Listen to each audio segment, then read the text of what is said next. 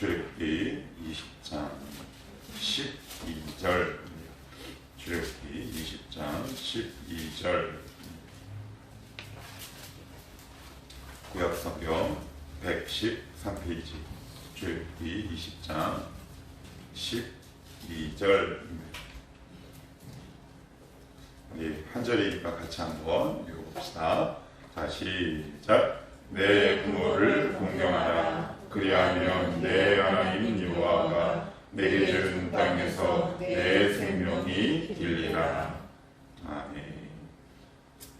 예전에 저희 아내 친척분께서 저 신혼 때 저 신혼집으로 놀러 오셨어요.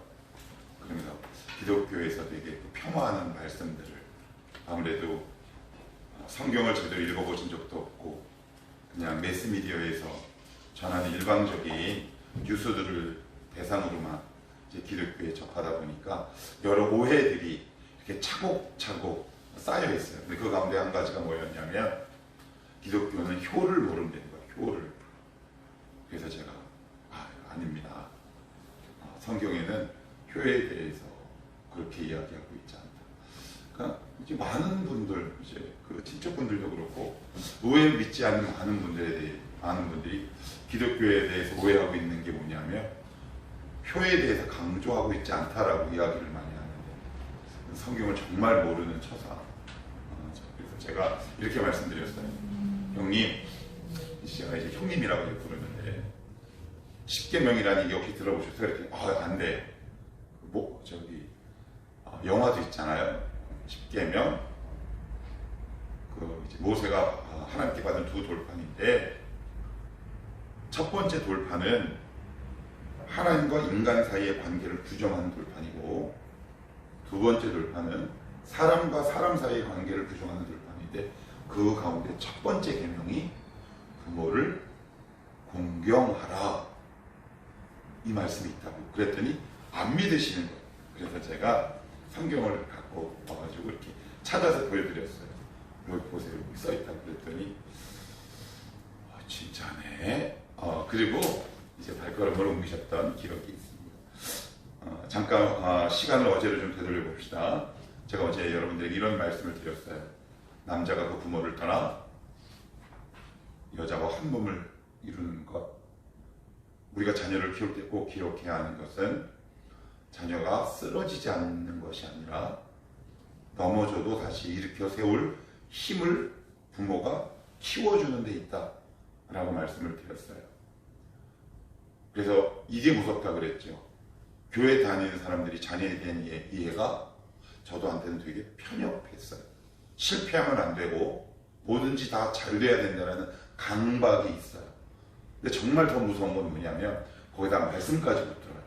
하나님 여기 보면 이렇게 해주신다 그랬는데 왜 안 해주세요? 이제 그러면 다른 말씀을 볼 겨를과 여지가 없지요. 근데 다시 한번 말씀을 드리지만 성경이 우리에게 약속하는 건 실패하지 않겠다라는 것이 아니라 실패하거나 넘어져도 다시 일어설 수 있는 힘을 주는 것을 이야기해요.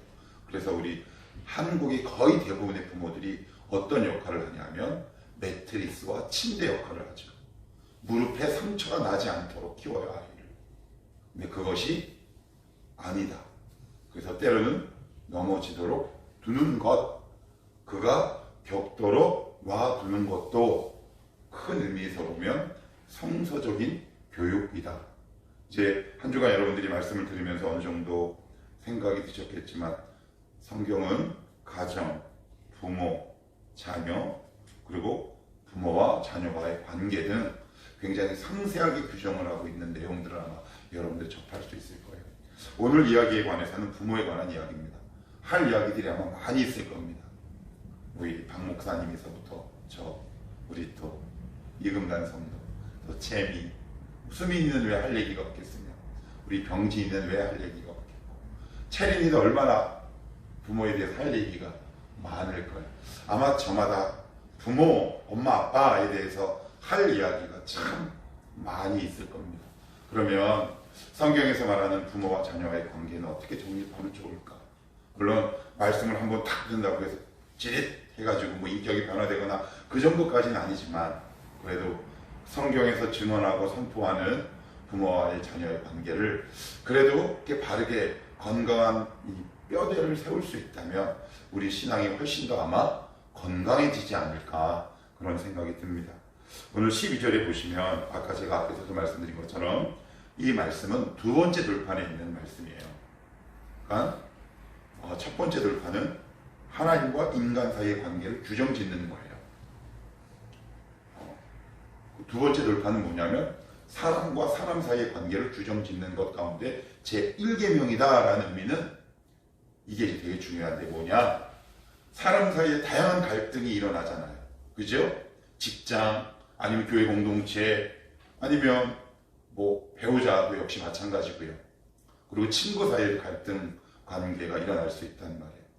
그런데 사람과 사람 사이에 일어나는 여러 가지 관계 가운데 왜 부모님과의 관계를 1계명으로 두셨냐면 부모님과의 관계를 풀어나가는 것이 모든 인간관계를 풀어나가는 제 첫걸음이기 때문에 그래요. 이 부분이 참 중요해요. 부모와의 관계가 잘 풀어가고 좋은 사람 치고 관계가 어그러진 사람이 많이 없거든요. 그런데 오늘 성경은 거기서 뭐라고 얘기하냐면 저는 예전에 이 말씀이 되게 부담이 됐어요. 목사님 부모님 안 계시잖아요. 여러분 그거 아세요? 부모님이 죽어도 여전히 내 마음에 남아있다는 사실. 여러분이 마음으로 진짜 용서해내지 않으면 죽어있는 사람이 산 사람에게 영향을 미친다는 사실. 죽어있는 그 영혼과 그 정서가 아직도 나를 다스리고 있다는 사실. 제가 20대 때 이걸 알았거든요. 아버지, 부모님을 생각하면 나도 모르는 혈기와 분노. 하나님, 아버지, 아버지, 나에겐 두려움의 대상이야. 라는 어떤 막연한 공포와 두려움이 제 안에 있었어요. 그런데 주님이 어느 날 저를 찾아오셨죠. 자유케 하셨어요. 그 가운데 음성 가운데 하나가 바로 이거였죠. 넌 왜 죽은 자의 영향을 받고 사냐? 너는 살아있는 한 인격체다. 전 그 음성을 듣고 아버지라는 한 인격을 놓아주었어요. 그래서 그때야 비로소 죽어있는 사람이 산 사람을 다스리지 않게 되더라고요. 이게 되게 놀라워요. 예. 그래 여러분들은 부모님을 놔드려야 돼요. 상처를 놔줘야 된다. 그러면 그게 어떤 거냐? 여기 보시면 공경이라고 되어 있죠. 그런데 성경은 이렇게 얘기해요. 부모를 존경하라고 하지 않아요. 그 단어의 차이가 굉장히 커요. 존경하라고 하지 않고요. 사랑하라고 하지도 않아요. 뭐냐? 공경, 그 말 아니야? 아니에요. 달라요. 여기서 공경은 히브리 원어의 뜻은 이런 뜻이에요. 무겁다라는 뜻이에요. 무겁다? 거봐요. 부모님과 나 사이의 관계가 무겁다니까요. 그런 의미가 아니에요. 그가 살아온 삶의 무게를 인정해줘라 라는 얘기예요. 더 쉽게 얘기하면 나이 먹은 것에 대한 대우를 해줘라. 왜? 사람이기 때문에 그가 살아온 삶의 무게를 인정해줘라 라는 말이에요. 그러니 우리 그런 거 있잖아요. 직장에도 전 직장 상사가 마음에 아주 안 들어. 그리고 비도덕적이야. 그런데 그 사람이 회사에서 하는 여러 가지 사내에 부합한 말들조차 여러분들 거부해야 하나요? 이거 어때까지 서류 올려. 인간적으로 너무 싫어. 그런다고 해서 그 상사의 말을 거부할 수 있습니까? 그건 잘못된 거죠. 그런 의미예요. 상사로서의 삶의 무게를 존중하고 그리고 부모가 살아온 삶의 무게를 존중하라. 너 내가 언제 부모 존경하라 그랬냐. 그래서 이 말씀은 우리에게 무거운 짐을 지우는 게 아니에요. 우리를 오히려 자유케 해주는 거예요. 하나님, 그렇군요. 아니 존경할 때가 있어야 존경하죠. 부모가. 저 이목사 부모님, 어머님은 얼굴도 모르는데 뭐 얼어죽을 존경을 합니까? 보여야 사랑을 할 거 아니에요. 맨날 술 먹고 소주병을 나에게 던진 아버지를 어떻게 제가 존경합니까? 존경 못하죠. 그렇지만 공경은 해요. 그분이 살아온 삶의 무게는 인정할 수 있어요. 그럴 때 부모와 자녀와의 관계가 바르게 정립이 돼요. 오늘 설교 제목을 제가 뭐라고 썼냐면 영어로 respect 이렇게 했어요. 영어 성경을 되게 잘 번역해 놓은 것 같아요. 이게 뭐냐면, 왜 요즘 젊은이들이 수액의 개념으로 이러잖아요. respect 이러잖아요. 나 존중해. 그런 의미가 아니라 원래 이 respect라는 단어는 두 단어의 합성어예요. re라는 다시라는 말과 영어에서 spect는 보다라는 개념을 갖고 있어요. 그래서 다시 보는 거예요. 제가 이것을 알고 얼마나 감사했는지 몰라요. 저는 육안으로 우리 아버지를 봤을 때 용서할 수 없는 대상이었고 삶의 무게조차 인정할 수 없는 대상이었는데 어느 날 예수님이라는 필터를 통해 다시 보기 시작했어요. 내 부모를, 내 어머니를, 내 아버지를 다시 보기 시작했어요. 그랬더니 납득이 되더라고요. 구체적인 예를 하나 더 들어볼게요. 한 청년이 저에게 와서 부모님에 대한 상담이 참 많아요. 그런데 이 아버지가 너무 자신을 힘들게 하는 거예요. 그런데 어느 날 기도를 하는데 하나님이 이 청년에게 나가와 이렇게 음성을 들려주시더래요. 아무개야, 네 아빠도 너처럼 사랑을 못 받아서 그래. 그래서 주님의 음성을 듣고 아버지를 보니까, 다시 보니까 이게 조금씩 이해가 되기 시작하더래요. 그래서 그 음성을 듣고 기도하면서 참 많이 울었대요. 우리 엄마도 우리 아빠도 사랑을 정말 못 받은 사람이었구나. 그가 살아온 삶의 무게를 인정해내기 시작하는 거예요. 그럴 때 여러분 안에 부모와 깊은 화해가 일어납니다. 꼭 기억하셔야 돼요. 모든 인간관계를 풀어가는 제1계명, 그것은 바로 부모와의 관계를 풀어내는 것이 첫 걸음이다. 그래서 사람과 사람 사이의 관계를 규정하는 두 번째 돌판의 첫 계명. 그래서 이것을 신약 성경의 사도 바울은 이렇게 해석하고 통찰해내잖아요. 이것은 약속 있는 첫 계명이니 자녀들아 들으라. 너희는 주 안에서 부모에게 순종하라. 순종하라. 여기서 두 번째, 순종. 어떻게 순종합니까? 하는 말이 전혀 납득은. 그래서 전제 조건이 있잖아요. 주 안에서. 주 안에서. 그래서 대표적인 인물이 누군가 하고 제가 한번 성경을 찾아봤더니 다행히도 얼마 전에 우리가 사무엘상을 봤는데 거기 요나단이 나와요. 요나단은 어떻게 했냐면 다윗을 도왔어요, 안 도왔어요? 돕고 사랑했어요. 그렇다면 사울의 말을 들었을까요, 안 들었을까요? 들었어요. 아버지의 말을 거역하지 않고 단 하나님의 뜻 안에서 다윗을 사랑하고 그를 도와줬다는 거예요. 아버지가 하는 말은 다 틀려. 이러면 부모와의 관계가 다 어그러지는 거예요. 그래서 곰곰이 생각해보면 저도 역시 그렇고요. 사람이라 연약해서 그런지 그런 거 있어요. 어떤 사람이 한 말이 틀려. 저건 아니야 라고 내가 딱 단정을 지으면 그 사람 입에서 나오는 모든 말을 다 나는 고개를 돌려보내요. 특히 부모 말을. 그래서 제가 농담 삼아 저희 집안에서도 이런 말을 해요. 요즘 청년들은 말을 안 듣는 게 두 개 있는데 첫째는 하나님 말씀을 순종 안 하고 부모 말씀에 순종 안 하는 재주가 있다. 어느 시대나 마찬가지예요. 저희 때도 그랬어요. 얘기가 좀 옆으로 갔는데 우리가 꼭 기억해야 할 것이 있어요. 주 안에서 순종하는 거예요. 그래서 정리하셔야 돼요. 요나단은 어떻게 했을까? 부모 말이라고 다 듣지 않았어요. 사울이 요나단에게 뭘 요구했을까요? 네가 내 왕위를 물려받아야 되니 다윗을 죽여라라고 얘기하지 않았을까요? 그죠? 그런데 그렇게 했어요, 안 했어요? 안 했는데 그 외에 블레셋과의 전투에는 아버지의 명령을 충실히 수행했다는 거예요. 이게 지혜예요. 우리 엄마 말은 다 틀려. 어리석어. 하나님 말씀에 대적하는 거예요. 부모님과 살아낸 삶의 무게를 인정해내는 거죠. 그래서 어떻게 부모님이 나에게 하시고 요구하신 말씀이 과연 말씀에 맞는가? 분별해내야죠. 그것이 합당하다면 나랑 잘 통하지 않아도 그 안에 들어가고 순응하는 것이 하나님이 세우신 이 땅의 통치 질서라는 거예요. 통치 질서라고요. 여러분이 원하지 않든 여러분의 기호와 코드에 관계가 없어요. 하나님의 말씀은. 그래서 주 안에서 순종하는 것이 바로 공경하는 것이다. 그래서 순종하는 것은 뭐다? 무조건 부모의 말을 거역하는 것이 아니라 듣고 이것이 합당하다고 생각이 되면 부모님의 이야기에 귀를 듣고 순종하는 것이고, 그리고 다윗을 죽여라 라는 비도덕적이고 말씀에 반하는 것이라면 듣지 않는 것, 이것이 바로 지혜요. 나와 부모의 관계를 잘 정립할 수 있는 지혜가 될 수 있다. 안 그러면 여러분 부모와의 관계가 흐트러져요. 엄마는 엄마 말 들을 거 하나도 없어. 안 그래요.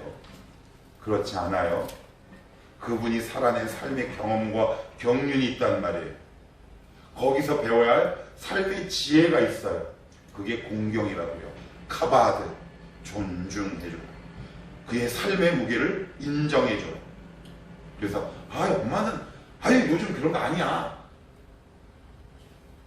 니네도 살아보면 네 자식들에게 그런다니까.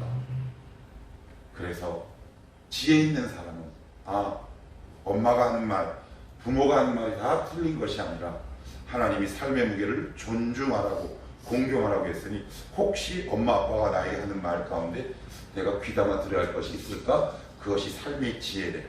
그래서 오늘 성경 그 다음 구절이 중요해요. 이렇게 얘기합니다. 자, 우리 다시 한번 읽어볼게요. 자, 시작. 내 부모를 공경하라. 그리하면 내 하나님 여호와가 내게 준 땅에서 내게 생명이 길리라. 에베소서 6장 1절에는 뭐라고 그러는지 아세요? 이렇게 얘기해요. 자녀들아 들으라.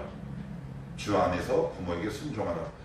이것이 약속이 있는 첫 계명이니 내가 땅에서 잘 되고 장수하라. 여기서 의문이 있어요.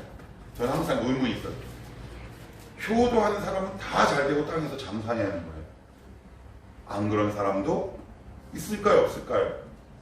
있죠. 그러면 말씀이 틀린 거네? 아니에요. 여기서 말하는 건 일반적인 진리를 얘기하는 거예요. 이게 무슨 얘기냐? 예수 믿으면 구원은 얻는다는 것은 절대 진리예요. 변하지 않아요. 그런데 일반적인 진리, 우리 사회에서 통용되고 있는 것들이 있죠. 그런데 그런 것들은 상황에 따라 아닌 경우도 있단 말이에요.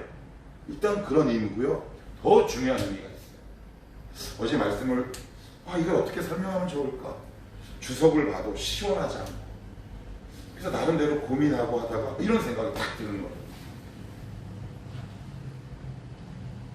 부모와의 관계가 바르게 정립되는 인격이라면 나머지 삶도 걱정하지 않으면 되겠구나. 건강한 인격체가 될 수밖에 없지 않을까. 그런 인격이 하나님의 복을 발로 찰 수 있을까? 땅에서 잘 될 수밖에 없는 거죠.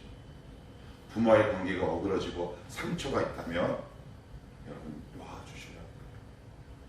그리고 엄마 아빠가 하는 말을 무조건 무시하지 마시고, 그리고 그 말에 순응할 때 우리의 삶 가운데 풀어나는 일들이 일어난다라고 성경입니다. 그래야 우리가 건강한 인격체가 될 수 있어요. 부모와의 관계가 좋은데 가장 풀기 어려운 관계가 누구예요? 부모 자식 간이잖아요. 인정이죠. 한 20년 30년만 살아도 대번에 알아요. 왜 이렇게 딸과 엄마는 그렇게 그냥 변원지 간다는데 그냥 입만 열면 싸우는지. 그거 왜 그래? 애정이 있잖아요. 사랑이 있는데 관계가 정립되지 않은 거잖아요. 그죠? 여러분이 부모와의 관계가 바르게 잘 정리되고 정립될 수 있기를 축복해요. 그래야 그 건강한 인격체를 통해 하나님이 복을 부으신다. 부모와의 관계가 가장 어려운 관계가 해소되고 정리될 때 나머지 다양하게 이 사회생활 가운데에서 나에게 밀려오는 관계를 풀어내지 않을까요? 아니 멀리 갈 것도 없어요. 저만 봐도 그래요. 저는 관계를 이렇게 풀어가는 특징이 있어요. 뭔지 아세요?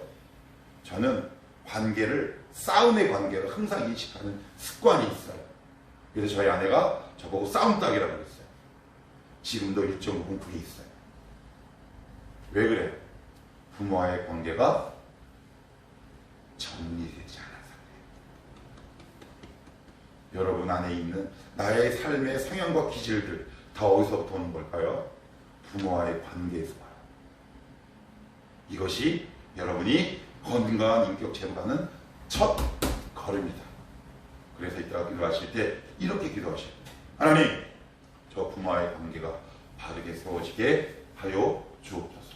용서할 부분은 그리스도의 십자가에서 흘리신 그 보혈의 권능으로 용서하셔서 더 이상 부모의 부정적인 영향권 아래 내가 들어오지 않게 도와주시고, 부모 말에 그의 삶의 무게를 존중함으로 들을 수 있는 귀를 더하여 주시고, 아니면 하나님 말씀에 비추어 정중하게 거절할 수 있는 용기와 지혜도 허락하셔서 부모와의 관계가 이 삶에 있어서 잘 정돈되게 하옵소서. 그래야 여러분이 관계가 편하다는 말이에요. 그 가운데 그래서 우리가 가장 많이 힘든 부분이 어디에? 부모와의 관계 아니에요? 그죠? 저도 20대 때 많이 그냥 울었어요. 어떻게 할지 몰라서. 뭐 알려주는 사람도 없고, 뭐 기도만 하면 하나님이 에베소 6장 1절은 이렇고 설명해 줄까? 아니잖아. 누군가의 도움과 자세한 설명이 필요했는데 그렇게 설명해 주는 사람이 없었어요. 끊임없이 좌충우돌 하죠. 내 안에 있는 이 상처의 과연 원인은 뭐고, 왜 나는 사람과의 관계를 투정의 관계로 갈까? 아직도 내 마음 가운데 남아있던 부모를 향한 적대적인 마음들, 아직도 용서해내지 못한 이 전투적인 마음들이 결국 나머지 인간과의 관계가 규정되는 거였구나 라는 것을 나중에 알았다. 그래서 하나님이 사람과 사람 사이의 관계를 규정짓는 몇 계명이라고요? 첫 번째 계명이래요. 그래서 첫 번째 주십니다. 이건 그래서 이게 무슨 21세기 고리타분한 말씀이야. 안 그래. 우리의 삶의 관계를 규정하는 가장 중요한 말씀이다. 부모와 자녀와의 관계가 풀어나갈 때 풀어놓아 다니게 하라. 우리의 관계가 풀어날 겁니다. 거기에 하나님의 은혜와 축복이 임하지 않겠습니까? 그 영혼이 건강한 인격체로 세워지지 않겠습니까? 더 중요한 거. 그래야 여러분이 낳은 자식도 건강하게 키울 수 있습니다. 동의하세요? 동의하시건 말건 저는 100번 동의. 부정적인 부모의 영향권 안에서 나의 인격에 깊이 내재되어 있는 부정적인 부모의 상들을 하나하나 제거해 나가고, 성서적인 부모의 인격체와 그 정리와 정돈이 내 안에 세워져 갈 때 내 자녀를 그리스도인답게 양육하는 힘이 생깁니다. 우리 청년들 그러한 힘을 키워내는 멋진 인격체가 되기를 축복하고, 여러분이 만약에 결혼해서 자녀를 낳는다면 여러분보다 훨씬 뛰어나고 건강하고 아름다운 믿음의 사람 크리스찬들을 양성해내는 멋진 청년들, 우리 부모님들이 다 될 수 있기를 주님의 이름으로 축복합니다.